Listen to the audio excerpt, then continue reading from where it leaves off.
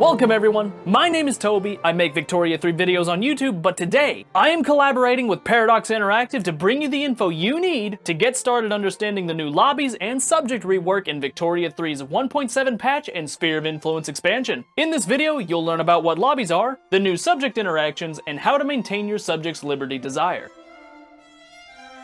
Sphere of Influence introduces a new tool for your population to express their desires. That tool is the Political Lobby. In Sphere of Influence, political lobbies are movements created by your population that target a foreign country. These lobbies have 4 potential variations they can come in: a pro-country lobby, an anti-country lobby, a pro-overlord lobby, and finally an anti-overlord lobby. Lobbies are made up of various interest groups and will request that you create a foreign policy that aligns with their interests. When a lobby is created in favor of another country, interest groups in that lobby will gain approval if you choose to have friendly diplomacy with that country. The opposite can be said for lobbies against another country, as these interest groups will gain approval when you choose to have antagonistic diplomacy with that country. This will also work in reverse, as taking actions against the wishes of a lobby will decrease the approval of any interest group in that lobby. Now, lobbies won't just show up needlessly. Instead, they'll be created whenever a diplomatic catalyst happens. Now, what is a diplomatic catalyst, I hear you ask? A diplomatic catalyst is defined as a significant diplomatic event.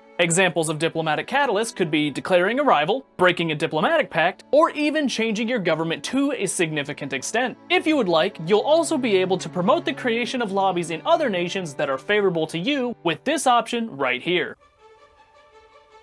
Sphere of Influence will include a rework to how overlords and subjects interact with each other by introducing a plethora of new subject interactions. These are separated between actions subjects can take and actions overlords can take. As the overlord, you'll be granted a vast catalog of new options to manage your subjects with. We'll go over some of these in quick succession. Raise and reduce subject payments increases or decreases the amount of money subjects owe overlords. Grant own market will separate your market from your subject's market and allow them to manage things themselves. So say goodbye to cut off Luxembourg. Increase and decrease autonomy will either increase or decrease the tier of a subject nation. Offer knowledge sharing increases the technology research speed of the subject. Grant state allows a subject to annex one of your states, and take state will let you annex one of your subject states. As you can see, overlords now have many more options when it comes to handling their subjects. But what about the subject's point of view? Well, as the subject, your options are vastly reduced. You'll be able to request your own market, or request an increase to your autonomy. To take these actions though, you're going to need a little something called liberty desire.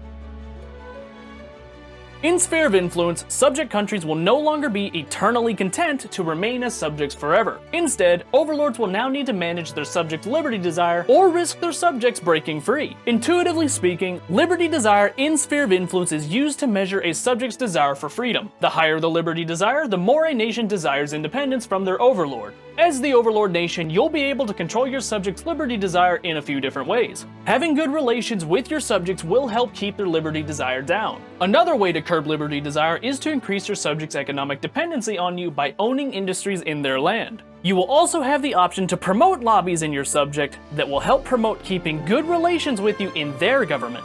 Finally, you can manage liberty desire even further by using the previously mentioned overlord actions. These actions that benefit your subject will go on to help reduce their desire for liberty. Once you've managed your subject and they no longer seek freedom, you can start exploiting them by decreasing their autonomy diplomatically once their liberty desire is low enough.